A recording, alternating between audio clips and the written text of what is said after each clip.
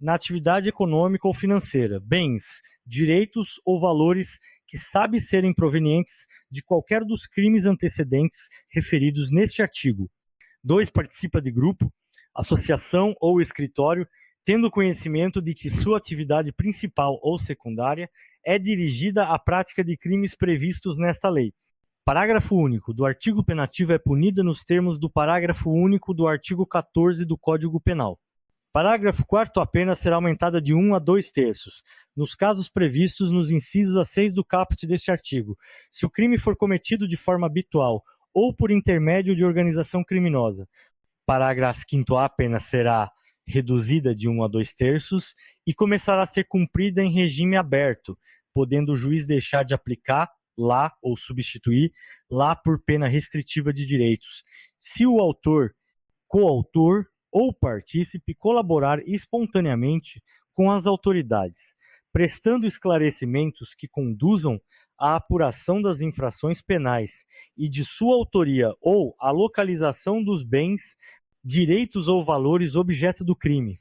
8. Praticado por particular contra a administração pública estrangeira, artigos 337b, 337c e 337d, do Decreto-Lei N, o 2,848, de 7 de dezembro de 1940, Código Penal.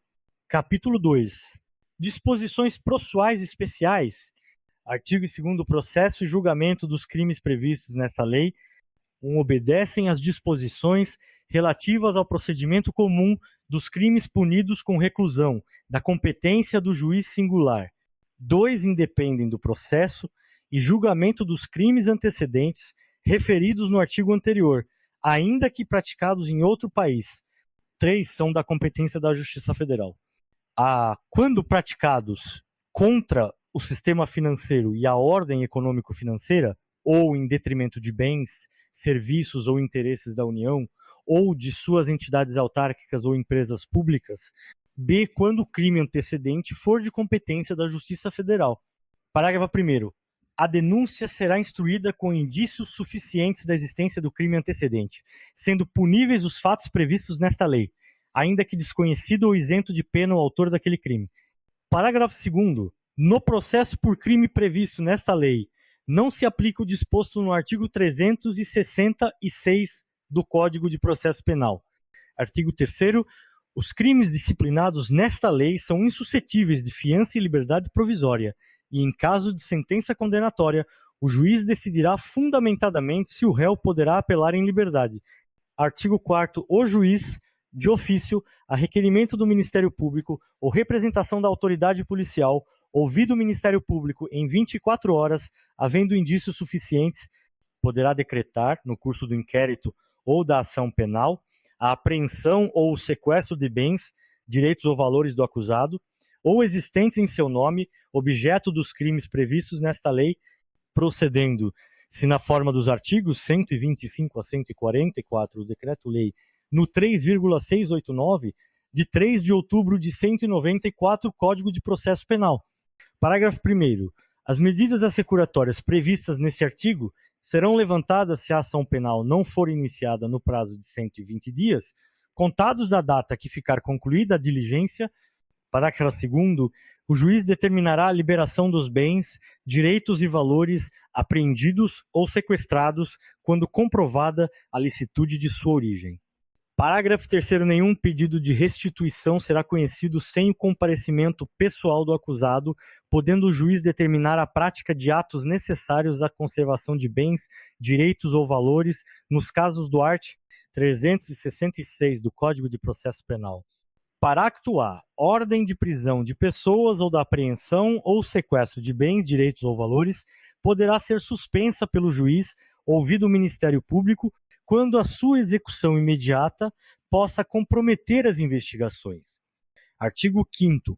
Quando as circunstâncias o aconselharem, o juiz, ouvido o Ministério Público, nomeará a pessoa qualificada para a administração dos bens, direitos ou valores apreendidos ou sequestrados, mediante termo de compromisso.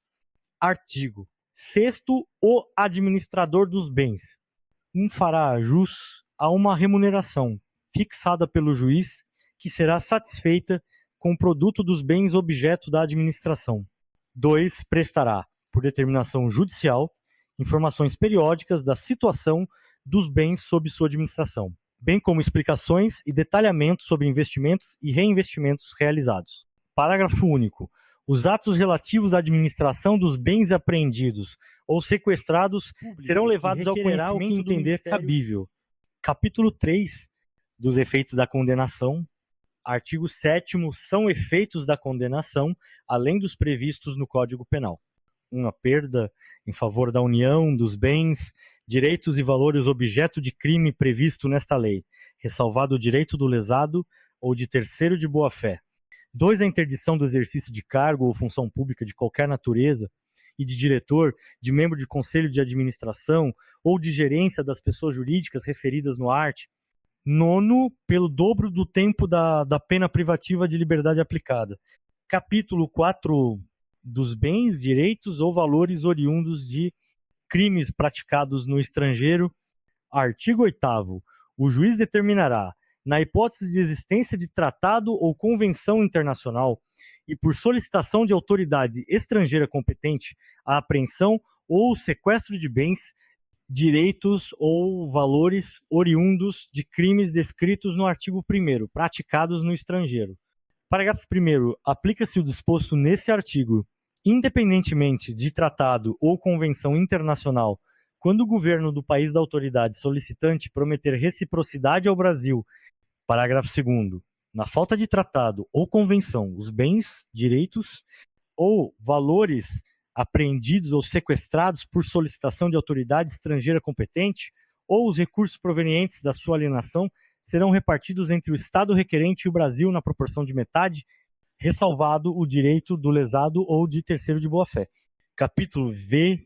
Das pessoas sujeitas à lei. Artigo 9º. Sujeitam-se às obrigações referidas nos artigos 10 e 11 as pessoas jurídicas que tenham, em caráter permanente ou eventual, como atividade principal ou acessória, cumulativamente ou não, 1. A captação, intermediação e aplicação de recursos financeiros de terceiro S, em moeda nacional ou estrangeira. 2. A compra e venda de moeda estrangeira ou ouro como ativo financeiro ou instrumento cambial. 3. A custódia, emissão, distribuição, liquidação, negociação, intermediação ou administração de títulos ou valores imobiliários. Parágrafo único. Sujeitam-se às mesmas obrigações as bolsas de valores e bolsas de mercadorias ou futuros. 2. As seguradoras, as corretoras de seguros e as entidades de previdência complementar ou de capitalização. 3. As administradoras de cartões de credenciamento ou cartões de crédito, bem como as administradoras de consórcios para aquisição de bens ou serviços. 4. As administradoras ou empresas que se utilizem de cartão ou qualquer outro meio eletrônico, magnético ou equivalente que permita a transferência de fundos. 5. As empresas de arrendamento mercantil, leasing, e as de fomento comercial, factoring. 6. As sociedades que efetuem distribuição de dinheiro ou quaisquer bens móveis, imóveis, mercadorias, serviços, ou ainda concedam descontos na sua aquisição mediante sorteio ou método assemelhado. 7. As filiais ou representações de entes estrangeiros que exerçam no Brasil qualquer das atividades listadas neste artigo, ainda que de forma eventual. 8. As demais entidades cujo funcionamento dependa de autorização de órgão regulador dos mercados financeiro, de câmbio, de capitais e de seguros. 9. As pessoas físicas ou jurídicas, nacionais ou estrangeiras, que operem no Brasil como agentes, dirigentes, procuradoras, comissionárias ou por qualquer forma, representem interesses de ente estrangeiro que exerça qualquer das atividades referidas neste artigo. 10. As pessoas jurídicas que exerçam atividades de promoção imobiliária ou compra e venda de imóveis. 11. As pessoas físicas ou jurídicas que comercializem joias, pedras e metais preciosos, objetos de arte e antiguidades. 12. As pessoas físicas ou jurídicas que comercializem bens de luxo ou de alto valor ou exerçam atividades que envolvam grande volume de recursos em espécie. 1. 1. Inciso 12, incluído pela Lei 10,701/2003, DOU 10/7/2003 PAG. 3.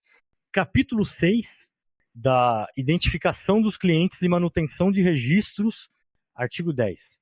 As pessoas referidas no artigo 9º, 1 identificarão seus clientes e manterão cadastro atualizado nos termos de instruções emanadas das autoridades competentes.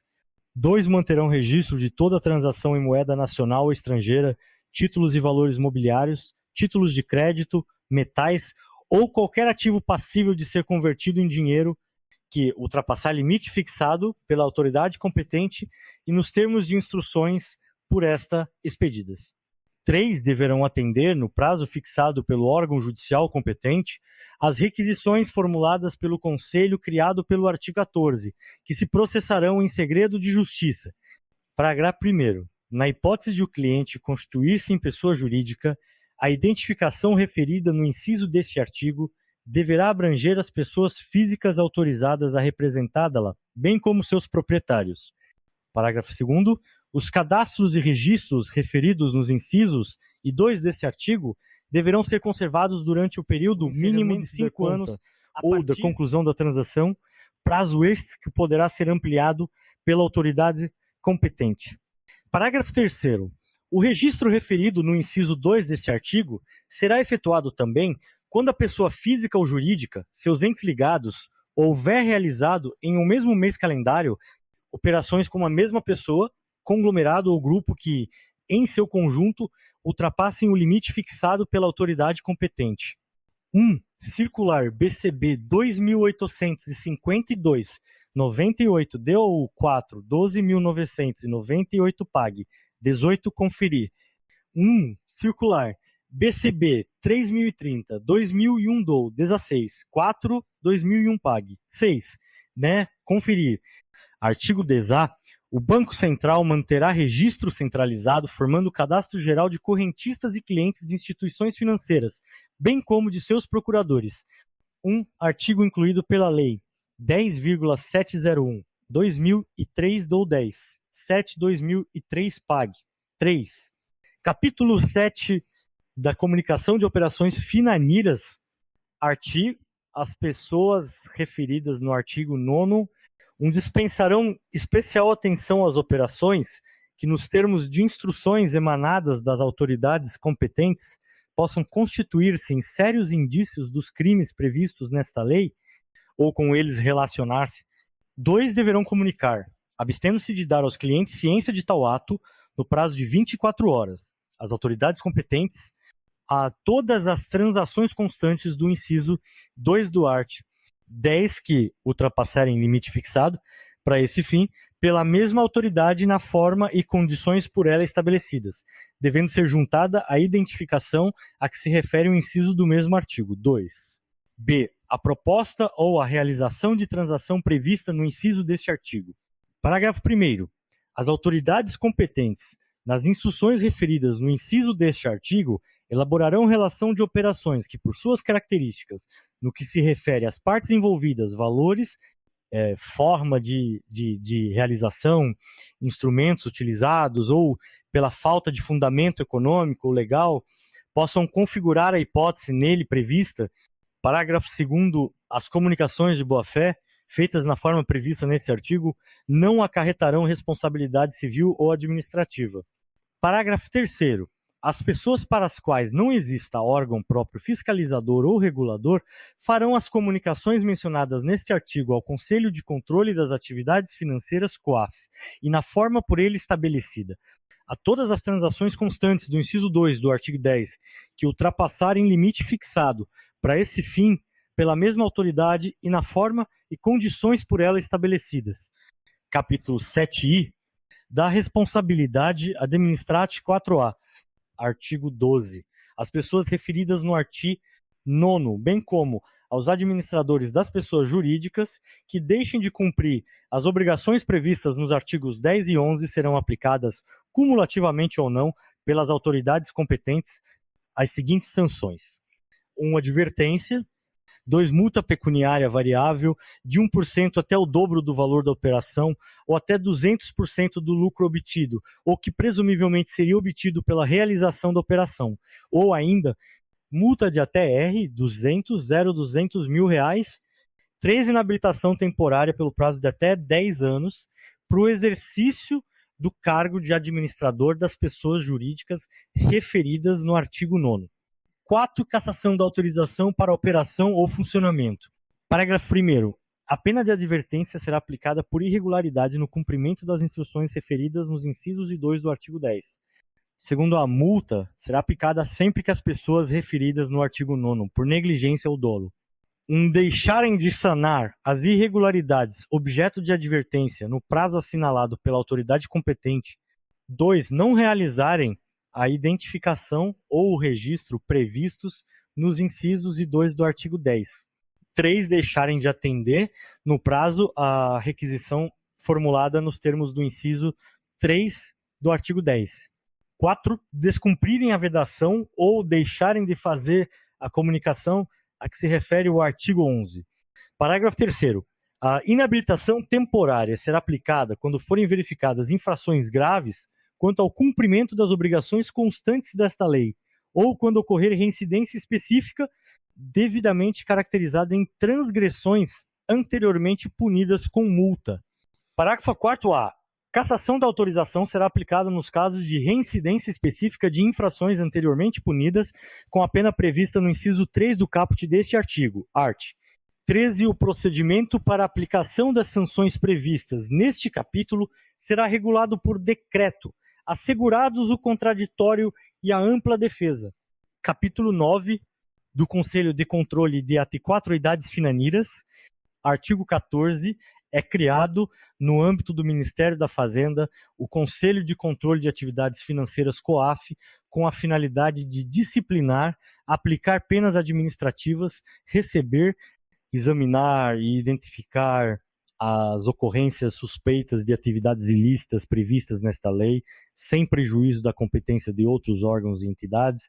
Parágrafo 1º. As instruções referidas no artigo 10 destinadas às pessoas mencionadas no artigo 9º próprio fiscalizador ou regulador serão expedidas pelo COAF, competindo-lhe, para esses casos, a definição das pessoas abrangidas e a aplicação das sanções enumeradas no artigo 12. Segundo, o COAF deverá ainda coordenar e propor mecanismos de cooperação e de troca de informações que viabilizem ações rápidas e eficientes no combate à ocultação ou dissimulação de bens, direitos e valores. Parágrafo 3º. O COAF poderá requerer aos órgãos da administração pública as informações cadastrais bancárias e financeiras de pessoas envolvidas em atividades suspeitas. Parágrafo 3º, incluído pela Lei 10,701/2003, do 10.7/2003 PAG. 3. Artigo 15. O COAF comunicará às autoridades competentes para a instauração dos procedimentos cabíveis. Quando concluir pela existência de crimes previstos nesta lei, de fundados indícios de sua prática, ou de qualquer outro ilícito. Artigo 16. O COAF será composto por servidores públicos de reputação ilibada e reconhecida competência, designados em ato do Ministro de Estado da Fazenda, dentre os integrantes do quadro de pessoal efetivo do Banco Central do Brasil, da Comissão de Valores Mobiliários, da Superintendência de Seguros Privados, da Procuradoria-Geral da Fazenda Nacional, da Secretaria da Receita Federal, de órgão de inteligência do Poder Executivo, do Departamento de Polícia Federal, do Ministério das Relações Exteriores e da Controladoria-Geral da União, atendendo, nesses 4 últimos casos, a indicação dos respectivos ministros de Estado. Parágrafo 1º. O presidente do Conselho será nomeado pelo Presidente da República, por indicação do Ministro de Estado da Fazenda. Parágrafo 2º das decisões do COAF, relativas às aplicações de penas administrativas, caberá recurso ao Ministro de Estado da Fazenda. E redação dada pela Lei 10,682/2003, do 29/5/2003 PAG, 2- alteração, caput. Texto original, artigo 16. O COAF será composto por servidores públicos de reputação ilibada e reconhecida competência, designados em ato do Ministro de Estado da Fazenda, dentre os integrantes do quadro de pessoal efetivo do Banco Central do Brasil, da Comissão de Valores Imobiliários, da Superintendência de Seguros Privados, da Procuradoria-Geral da Fazenda Nacional, da Secretaria da Receita Federal, de órgão de inteligência do Poder Executivo, do Departamento de Polícia Federal e do Ministério das Relações Exteriores, atendendo nesses 3 últimos casos a indicação dos respectivos ministros de Estado. Artigo 17. O COAF terá organização e funcionamento definidos em estatuto aprovado por decreto do Poder Executivo. Lei Estadual número 11,741/97.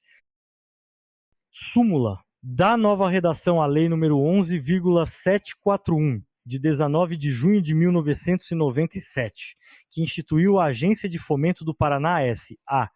A Assembleia Legislativa do Estado do Paraná decretou e eu sanciono a seguinte lei. Artigo 1 do 4. A Lei número 11,741, de 19 de junho de 1997, passa a ter a seguinte redação. Artigo 1º. Fica o Poder Executivo autorizado, nos termos desta lei, a constituir uma agência de desenvolvimento sob a forma de sociedade anônima de capital fechado, denominada de Agência de Fomento do Paraná S.A., com sede no município de Curitiba, e com capital social autorizado no valor de até R$ 2,002 bilhões de reais. Artigo 2º. O capital social autorizado da Agência de Fomento do Paraná S.A. será dividido e limitado a 0,2 milhões de ações ordinárias nominativas, sem valor nominal, assim subscrito.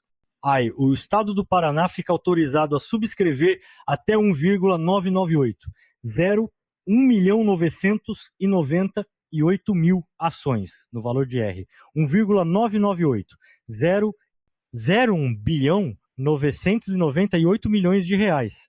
2. A Companhia de Informática do Paraná, LEPAR, fica autorizada a subscrever até 2.000 ações no total de R. 2,0002 milhões de reais.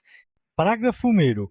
O capital social inicial será de R. 4,004 milhões de reais, representado por 4.000 ações ordinárias nominativas, sem valor nominal.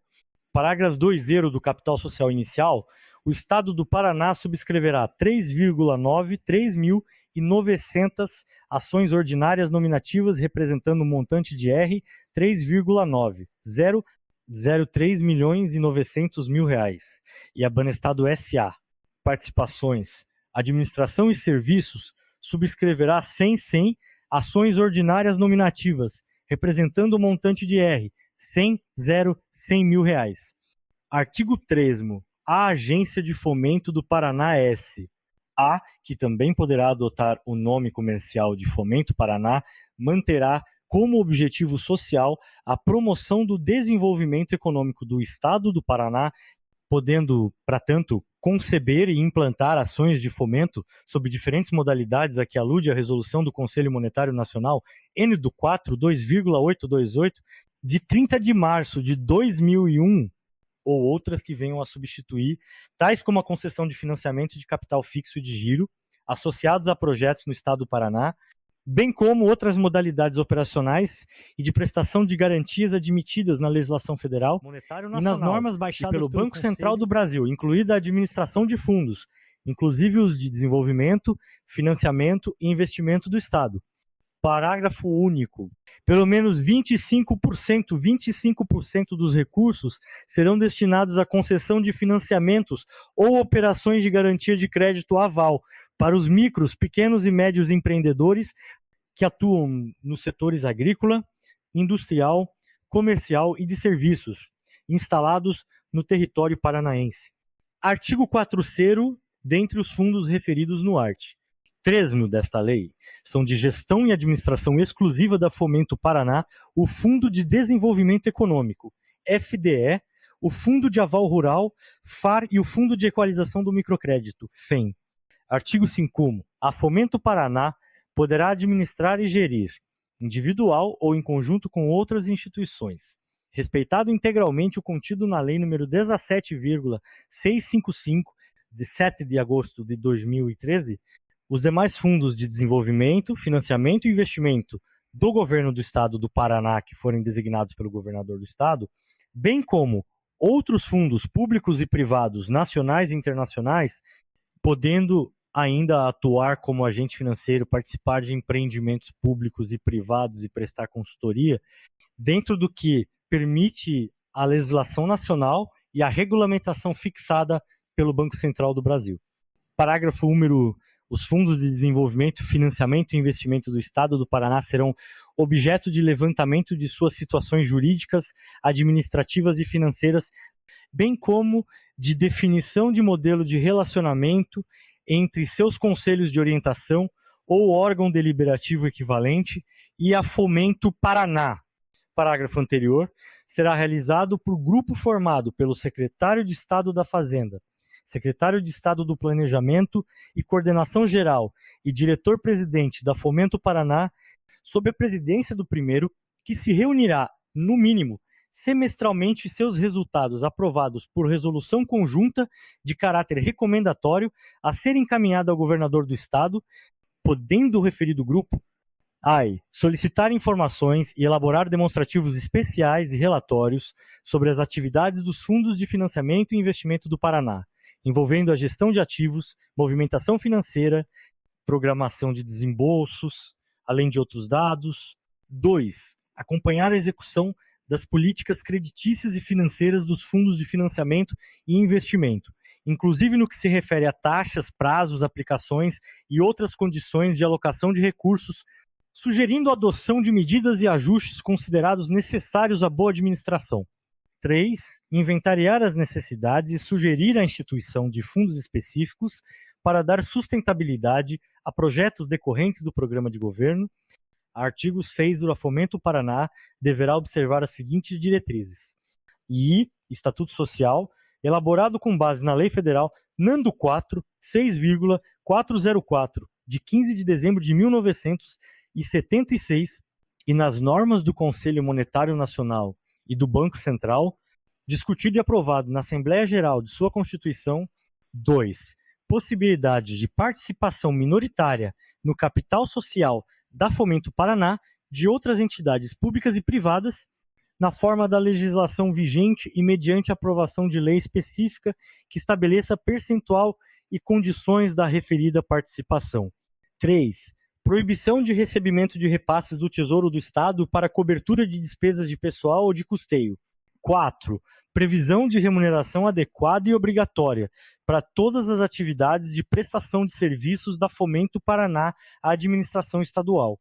Administração social pelo Conselho da Administração, composto pelo secretário de Estado da Fazenda, secretário de Estado do Planejamento e Coordenação Geral, secretário de Estado da Indústria, do Comércio e Assuntos do Mercosul, secretário de Estado da Agricultura e do Abastecimento, secretário de Estado do Trabalho, Emprego e Economia Solidária, secretário de Estado do Desenvolvimento Urbano, secretário de Estado de Governo, presidente da Agência de Fomento do Paraná S.A., ou por representante por eles indicados, presidente da Federação das Indústrias do Estado do Paraná, FIEP, presidente da Federação da Agricultura do Estado do Paraná, FAEP, presidente da Federação das Associações Comerciais, Industriais e Agropecuárias do Paraná, FACIAP, presidente da Federação do Comércio do Paraná, FEComércio, ou por representantes por eles indicados, presidido pelo secretário de Estado da Fazenda. 6. Diretoria composta por 6 membros, sendo um diretor-presidente, com competência a ser fixada em estatuto social e remuneração estabelecida pelo Conselho de Administração. 7. Conselho Fiscal de Funcionamento Permanente na forma de legislação societária. Art. Cetero sem prejuízo de outras atribuições previstas na legislação. A competência do Conselho de Administração, Diretoria e demais órgãos da Fomento Paraná será fixada em seu Estatuto Social. 8. A Fomento Paraná, além de exercer as atividades fixadas em seu Estatuto Social, poderá e prestar serviços de consultoria e de agente financeiro.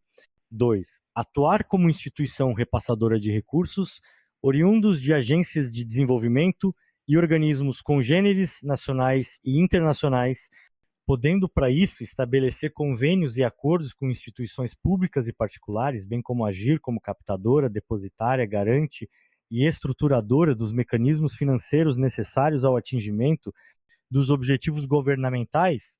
3. Atuar matricialmente com os demais órgãos técnicos e administrativos do Estado, oferecendo e obtendo recursos materiais e técnicos necessários ao bom andamento dos projetos governamentais, devendo fazer constar, em sua previsão orçamentária anual, recursos necessários à manutenção do escritório estratégico e técnico, com a função de elaborar os planos executivos dos projetos. Artigo 9º. Constituem fontes de recurso da Fomento Paraná. AI. O seu capital subscrito e integralizado. 2. Os valores provenientes dos fundos de financiamento e investimento do Estado, observado o disposto nos artigos 3, número 45 desta lei. 3. Os repasses oriundos dos orçamentos do Estado, da União e dos municípios do Estado do Paraná. 4. Os recursos próprios decorrentes da remuneração por serviços prestados e o retorno de todas as suas operações ativas. V. Repasses originários de organismos e institutos financeiros nacionais e internacionais de desenvolvimento. 6. Outras receitas. Artigo 10. A Fomento Paraná, para a execução de seus objetivos sociais, poderá celebrar convênios e outros instrumentos jurídicos com órgãos e entidades da administração pública direta e indireta, além de órgãos e empresas privadas, dentro do que permite a legislação, inclusive para a utilização de estruturas físicas. Artigo 11. A Fomento Paraná poderá exercer as atribuições de liquidante do Banco de Desenvolvimento do Paraná S.A., em liquidação ordinária, e efetuar os acordos e transações necessários ao encerramento dos trabalhos liquidatários daquela instituição financeira, inclusive para a eventual retomada de suas atividades, bem como, se for o caso, assumir, através de adequado instrumento jurídico, os ativos e passivos e outros direitos e obrigações oriundos da carteira de desenvolvimento do Banco do Estado do Paraná S.A. e do Fundo de Desenvolvimento Econômico, FDE. Parágrafo único. Quando encerrada a liquidação do Banco do Desenvolvimento do Paraná S.A. em liquidação ordinária, o Poder Executivo, em sendo o caso, poderá transferir no todo ou em parte o valor patrimonial líquido que resultar do encerramento da liquidação para o patrimônio da Fomento Paraná ou do Fundo de Desenvolvimento Econômico, FDE, observadas as normas do Banco Central do Brasil. Artigo 12. Fica o Poder Executivo autorizado a proceder às adaptações orçamentárias necessárias à execução da presente lei, a de referendo da Assembleia Legislativa do Estado. Artigo 2 do 4. Esta lei entra em vigor na data de sua publicação. Regimento interno do TRE. Aprova o regimento interno do Tribunal Regional Eleitoral do Paraná. O Tribunal Regional Eleitoral do Paraná, nos termos do artigo 96, inciso I, a linha A, da Constituição da República Federativa do Brasil e do artigo 30, inciso I, do Código Eleitoral, resolve aprovar o seguinte: regimento interno, título I, da organização e competências, capítulo I, da organização do Tribunal, seção I, da composição, artigo 1º. O Tribunal Regional Eleitoral do Estado do Paraná, TRE-PR, com sede na capital e jurisdição em todo o Estado, compõe-se, mediante eleição por voto secreto, de 2 juízes, dentre os desembargadores escolhidos pelo Tribunal de Justiça do Estado do Paraná, B, de 2 juízes, dentre os juízes de direito escolhidos pelo Tribunal de Justiça do Estado do Paraná, 2 de um juiz federal escolhido pelo Tribunal Regional Federal, 3 de 2 juízes, por nomeação, pelo Presidente da República, dentre 6 advogados de notável saber jurídico e idoneidade moral, indicados pelo Tribunal de Justiça do Estado do Paraná. Parágrafo 1º. Os substitutos dos juízes do Tribunal Regional Eleitoral serão escolhidos pelo mesmo processo dos efetivos, em número igual ao de cada categoria. Parágrafo 2º. Não podem integrar o tribunal juízes de direito substitutos em 2º grau, juízes auxiliares da Corregedoria de Justiça e da Presidência e Vice-Presidência do Tribunal de Justiça. Parágrafo 3. Nomeação de que, trata o inciso 3, não poderá recair em magistrado aposentado, membro do Ministério Público, procuradores federais, estaduais e municipais, ou advogado que ocupe cargo público de que possa ser exonerado ad nutum, que seja diretor, proprietário ou sócio de empresa beneficiada com subvenção, privilégio, isenção ou favor, em virtude de contrato com a administração pública ou que exerça mandato de caráter político federal, estadual ou municipal. Artigo 2º. Não podem integrar concomitantemente companheiros ou parentes consanguíneos cônjuges ou afins em linha reta ou colateral até o 4º grau, excluindo-se, nesse caso, o que tiver sido escolhido por último. Artigo 3º. Não podem integrar o tribunal o cônjuge, o companheiro, o parente consanguíneo ou afim, até o 2º grau, de candidato a cargo eletivo na circunscrição no período compreendido entre a homologação da escolha do candidato em convenção partidária e a proclamação dos eleitos. Artigo 4º. O juiz do tribunal, salvo motivo justificado, servirão obrigatoriamente por 2 anos, e nunca por mais de 2 biênios consecutivos. Parágrafo número: nenhum juiz efetivo poderá voltar a integrar o tribunal, na mesma ou em diversa categoria, após servir por 2 biênios consecutivos, salvo se transcorridos 2 anos do término do 2º biênio. Parágrafo 2º. O intervalo de 2 anos referido no parágrafo 1º somente poderá ser reduzido no caso de inexistência de outros juízes que preencham os requisitos legais para a investidura. Parágrafo 3º. Poderá o tribunal, desde que haja motivo justificado, autorizar o desligamento de juiz antes do término do seu biênio. Parágrafo 4º. Cada biênio será contado da data da posse ininterruptamente, sem desconto de qualquer afastamento, nem mesmo decorrente de licenças ou férias, salvo na hipótese do artigo 13. Parágrafo 5º. Para efeito deste artigo, consideram-se também consecutivos 2 biênios, quando entre eles houver interrupção por prazo inferior a 2 anos. Parágrafo 6º. As normas deste artigo também se aplicam ao juiz substituto, sendo-lhe permitido, entretanto, vir a integrar o tribunal como juiz efetivo, sem que sua investidura seja limitada pela condição anterior. Parágrafo 7º. O magistrado de zona eleitoral que for nomeado juiz efetivo ou substituto do tribunal deixará as funções eleitorais da primeira instância, desde a posse. Artigo 5º. Para preenchimento do cargo de juiz do tribunal, o presidente fará a comunicação ao tribunal competente para a escolha, até 30 dias antes do término do biênio, de juiz das categorias de desembargador, juiz de direito e juiz federal, 2 até 6 meses antes do término do biênio, de juiz da categoria de advogado, 3 imediatamente após a vacância do cargo, se ocorrida antes do final do biênio. Parágrafo único. No caso de vacância por término de biênio, a comunicação deverá indicar se se trata do primeiro ou do 2º biênio. Artigo 6º. Perderá automaticamente a jurisdição eleitoral o juiz do tribunal que completar o respectivo biênio, assim como o magistrado que for promovido, aposentar-se voluntaria ou compulsoriamente, ou for afastado de suas funções de origem. Artigo 7º. O juiz do tribunal, no exercício de suas funções e no que lhes for aplicável, gozarão de plenas garantias e serão inamovíveis nos termos do art. 121, parágrafo único da Constituição Federal, seção 2, da posse dos juízes do tribunal, artigo 8º. O presidente e o vice-presidente eleitos tomarão posse em sessão solene, a realizar-se no primeiro dia útil do mês de fevereiro. Artigo 9º. A posse dos juízes efetivos dar-se a perante o tribunal e a dos substitutos perante o presidente, lavrando-se o respectivo termo. Parágrafo 1º. Em ambos os casos, o prazo para a posse é de 30 dias, contados da publicação oficial da escolha ou nomeação. Parágrafo 2º. Não havendo publicação oficial, o prazo para a posse será contado da data da sessão em que o juiz do tribunal tomar ciência da nomeação, desde que já ocorrida a vacância do cargo. Parágrafo 3º. O prazo para a posse poderá ser prorrogado pelo presidente do tribunal em até 60 dias, desde que assim o requeira motivadamente o